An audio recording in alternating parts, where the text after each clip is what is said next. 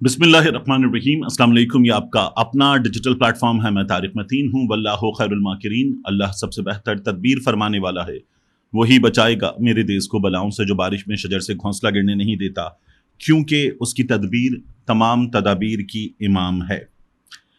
قومی اسمبلی میں لیکڈ آڈیو اور اس کو باقاعدہ سوشل میڈیا پر جب ڈالا گیا ہے تو اس لیکڈ آڈیو کا پوسٹ مارٹم تو ہو رہا ہے، لیکن یہ مسلم لیگ نون فارم 47 والی جماعت، ان کے اپنے لوگ کہہ رہے ہیں، تو وہ جو جماعت ہے اس کا مزاج جس طرح سے بیٹھے ہوئے ہیں وہ بھی ظاہر کرتا ہے کہ یہ کیا کر رہے ہیں۔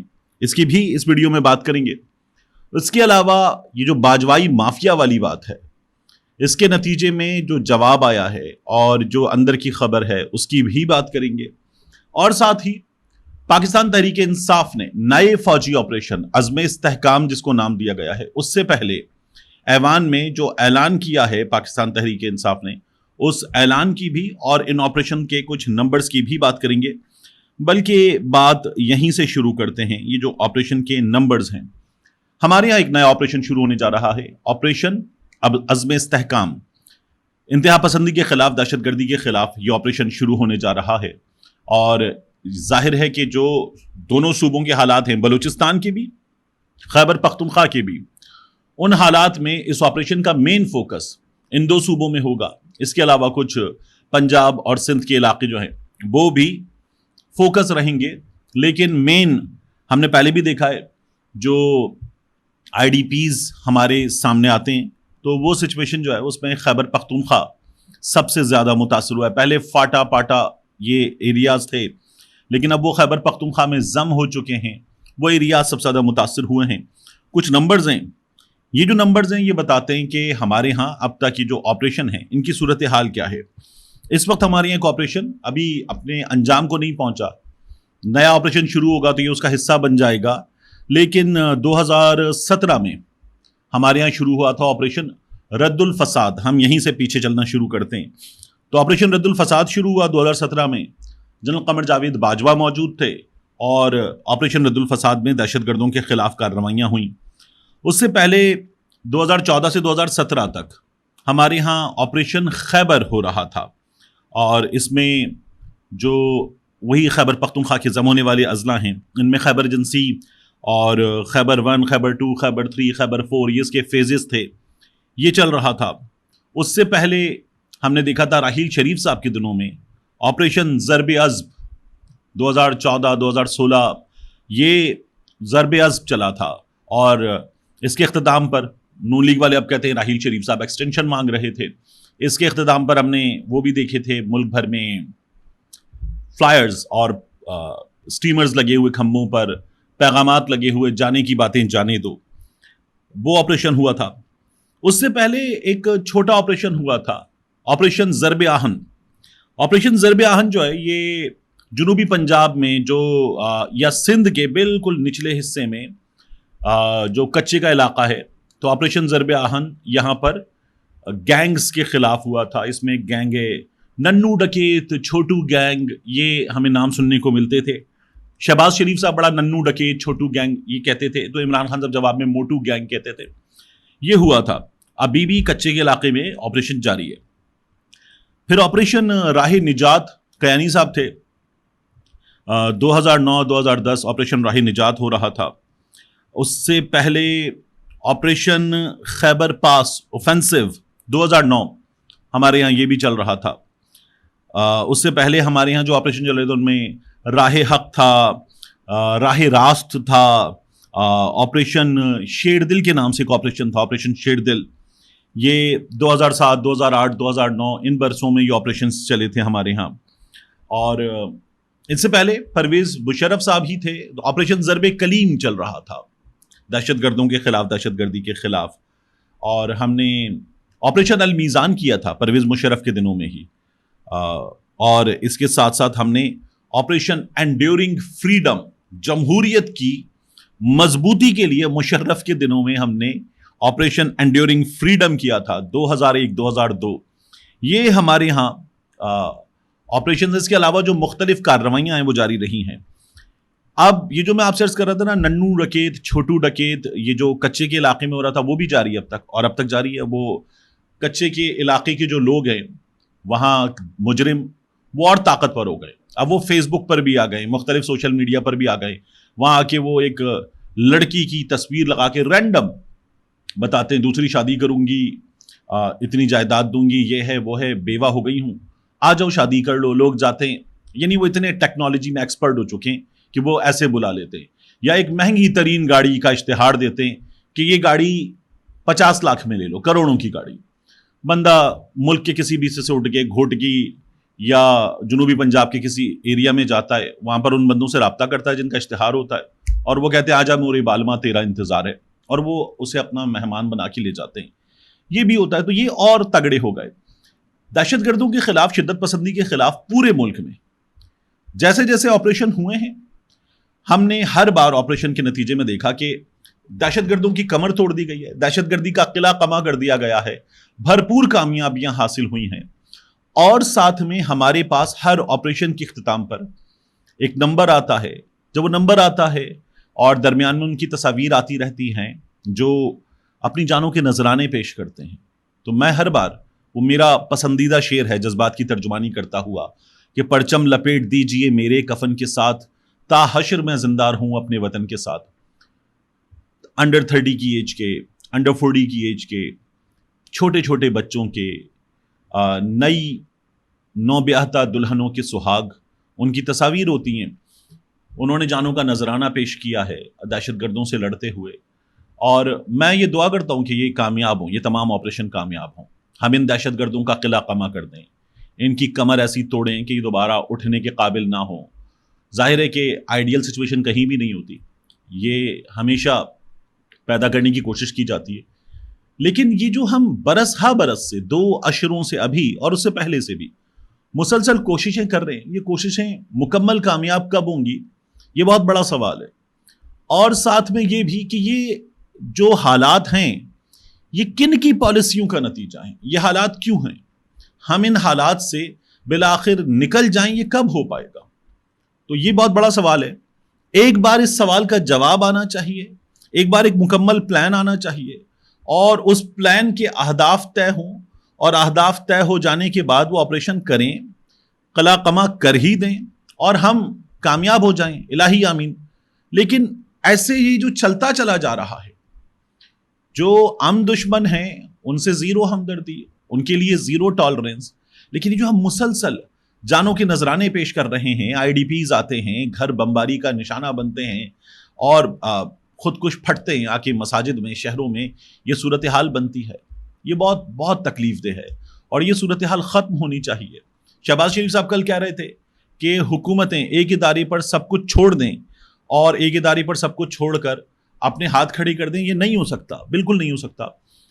لیکن کہاں، کس جگہ کامیابی ملے گی، کس جگہ ہم ان کا قلعہ قمع کر دیں گے، ہم کامیاب ہو جائیں گے، یہ ہمارے سامنے کہیں تو کسی ایک جگہ تو سچویشن آئے تو یہ آنی چاہیے. بہرحال یہ آپریشنز جو ہیں ان کے نتیجے میں ظاہر ہے کہ پھر ہمیں کنٹینیوٹی جو ہے اس کی بھی ایک صدا سنائی دیتی ہے. تو یہ اب ایک سچویشن ہے ہمارے سامنے. تو پاکستان تحریک انصاف نے ایوان میں کہہ دیا ہے کہ ملٹری آپریشن نامنظور، وی وانٹ پیس. یہ پاکستان تحریک انصاف نے ایوان میں کھڑے ہو کر ملٹری آپریشن نامنظور کا نعرہ لگا دیا ہے جب یہ عزم استحکام کی بات ہوئی ہے.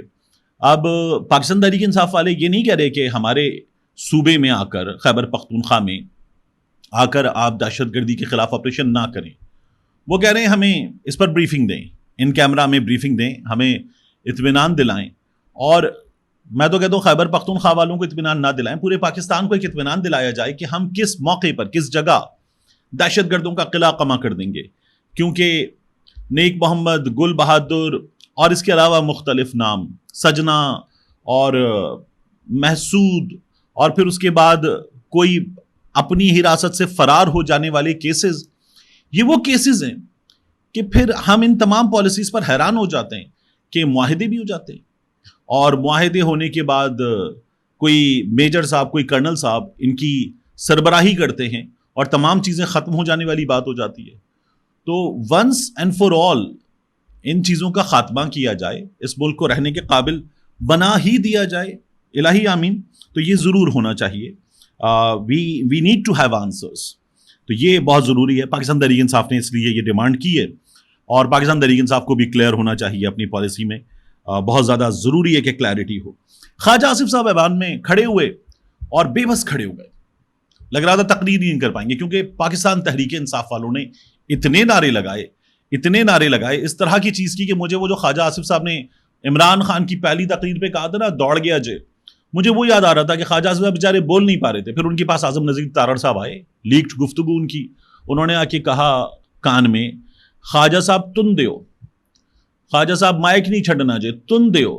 اور خواجہ صاحب کہیں نہیں میں نہیں. اور پھر اس کے بعد وہ خواجہ صاحب نے اپنی تقریر بھی کی, لیکن خواجہ صاحب تن دیو لوگوں نے ڈاؤن لوڈ کی, آڈیو کو اٹھایا, انہانس کیا, سوشل میڈیا پر ڈالا کہ ہمارا وزیر قانون کیا کہہ رہا ہے, تن دیو.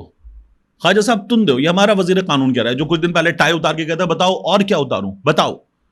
یہ وہ وزیر قانون ہے ہمارے. یہ اور ان کے ایک اور بالکل ملتے جلتے نام والے صاحب جو ہیں, جو shares the last portion of the name, یہ وہ لوگ ہیں کہ جو ایک وکیل صاحب کو الزام, ایک بہت سینئر صحافی کا, کہ وہ تمام معلومات دیتے ہیں اور وکیل صاحب اس کے بعد آگے بڑھتے ہیں اور اپنا کام دکھاتے ہیں.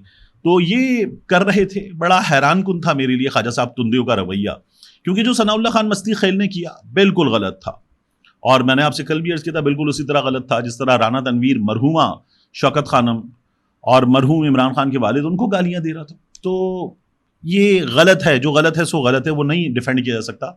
لیکن اس پر اب نون لیگ جو ہے وہ تن دیو, پتہ نہیں کیا تننا چاہتے ہیں ہم لوگ. پہلے ہم نے دیکھا تھا کہ حافظ صاحب تن دیو, یہ ازما بخاری صاحبہ غالباً آئی تھیں کہ حافظ صاحب تن دیو. اب یہ آ گئے خواجہ صاحب تن دیو. تو بھائی یہ ملک ہے, اس میں بسنے والے لوگ اس کے شہری ہیں, وہ شہری ٹاپ پرائرٹی ہے.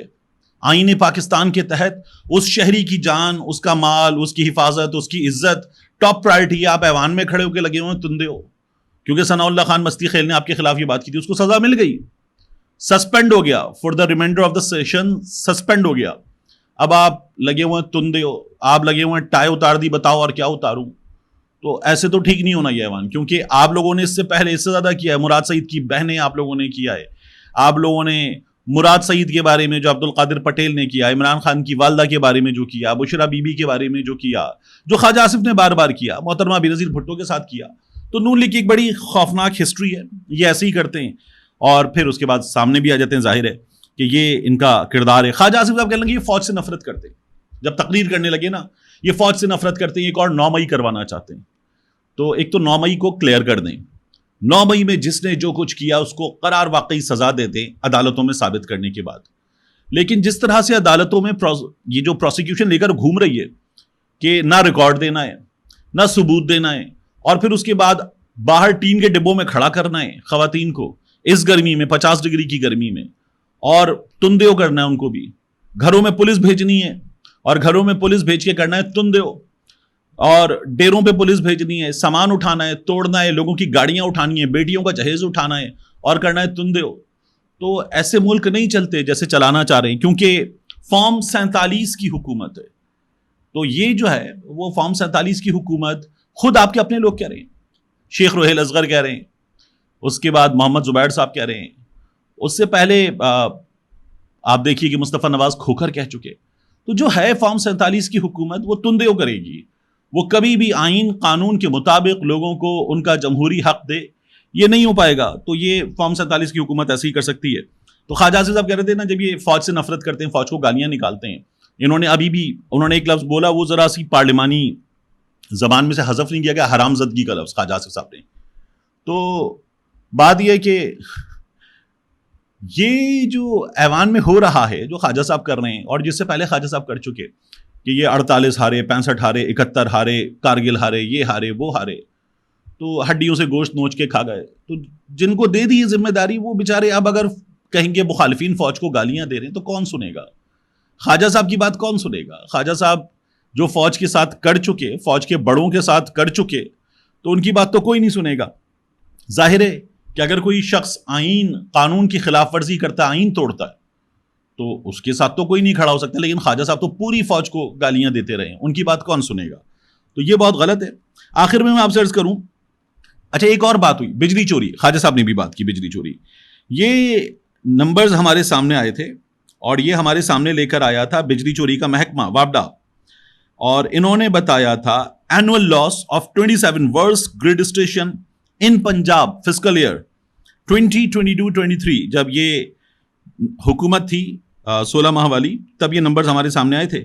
تو ان نمبرز میں ہمیں کیا پتا چلا تھا کہ 42,408 ملین، 42,000 ملین اس کا لاس پنجاب کے کتنے 27 ورس گریڈ اسٹیشن میں ہو رہا تھا. باقی کا تو پتہ ہی نہیں ہے. تو یہ جو آپ پورے خیبر پختونخوا کو چور کہہ رہے ہیں، یہ 27 ورس گریڈ اسٹیشنز کا حال ہے خیبر پختونخوا کے. آخر میں آپ سے عرض کروں کہ شیر افضل مروت صاحب انہوں نے ٹویٹ کیا. وہ کہتے ہیں اگر باجوائی مافیا نے پی ٹی آئی کے حقیقی رہنما شہریار آفریدی، علی محمد، شبیر قریشی، محبوب سلطان، جنید اکبر، عامر ڈوگر، شاندانہ گلزار، اسد قیصر اور ساتھ میں عمران خان صاحب کی بہنوں کو نشانہ بنانا فوری بند نہ کیا تو میرے پاس بھی قومی اسمبلی سے استعفیٰ دینے کے علاوہ کوئی آپشن نہیں. شہریار آفریدی صاحب کے استعفے کی بات آ رہی تھی، شاندانہ گلزار صاحبہ نے کہا کہ آپ دیں گے استعفیٰ تو میں بھی دے دوں گی. اب مروت صاحب کہہ رہے ہیں میں بھی استعفیٰ دے دوں گا. مروت صاحب کہتے ہیں باجوائی مافیا پارٹی کو موروثیت والی تباہی کی طرف دھکیلنے کی ناکام کوشش میں مصروف ہے. تو یہ تو کوئی عجیب سی کیفیت ہے. یعنی مروت صاحب کہہ رہے ہیں کہ وہ علیمہ باجی کو بھی نشانہ بنا رہے ہیں اور ساتھ میں کہہ رہے ہیں موروثیت کی طرف دھکیلنے کی کوشش ہے. پھر وہ کہتے ہیں کارکن احتجاج کا اعلان سننے کے لیے بےتاب ہیں اور یہ باجوائی غلام بجائے اس کے سینٹ میں بکے ہوئے افراد کو لانے میں مصروف ہیں. پاکستان تحریک انصاف میں میری جن لوگوں سے بات ہوتی ہے وہ شبلی فراز صاحب کو، ان کے ساتھ کچھ دیگر لوگوں کو سینٹ میں، اور کسی حد تک فیصل جاوید صاحب کو، ان لوگوں کو یہ الزام لگا کر کہ یہ باجوہ کے غلام ہیں، یہ اسٹیبلشمنٹ کے غلام ہیں، یہ کمپرومائز لوگ ہیں اور یہ سب کچھ کر رہے ہیں، یہ کر رہے ہیں. اور ان میں ایک بہت بڑی تعداد ہے ایسے لوگوں کی جو یہ کہتے ہیں کہ ہم عمران خان کے ساتھ ہیں، پارٹی میں یہ لوگ عمران خان کے مخالف ہیں. تو پارٹی میں اتنی اس وقت مخاصمت چل رہی ہے. یعنی ایک گروپ ہے جو کہتا ہے ہم عمران خان کے ساتھ ہیں، دوسرا گروپ کہتا ہے ہم عمران خان کے ساتھ ہیں، تم اس وقت غدار ہو. تو یہ پارٹی اگر ان حالات میں ہے تو ان حالات میں یہ پارٹی جو ہے وہ اپنا احتجاج تو نہیں کر سکتی. مروت صاحب پارٹی میں بہترین احتجاج کر چکے ہیں، پارٹی کو اٹھا چکے ہیں. شاندانہ گلزار صاحبہ ایک مثال بن چکی ہیں، شہریار آفریدی ایک مثال بن چکا ہے. دوسری طرف جن لوگوں پہ آپ الزام لگا رہے ہیں وہ لوگ اپنی اپنی جگہ مشکلات جھیل چکے ہیں. اپنے اختلافات دور کر لیں آپ، اور اس کے بعد اگر آپ کو کچھ کرنا ہے تو کر لیں. لیکن جیسے آپ کر رہے ہیں ایسے کرنے کے نتیجے میں آپ احتجاج کر پائیں گے، آپ پارٹی کو اٹھا پائیں گے، اگر آپ کا یہ خیال ہے تو یہ مجھے ہوتا ہوا دکھائی نہیں دے رہا. ملتے ہیں انشاءاللہ آپ سے اگلی ویڈیو میں.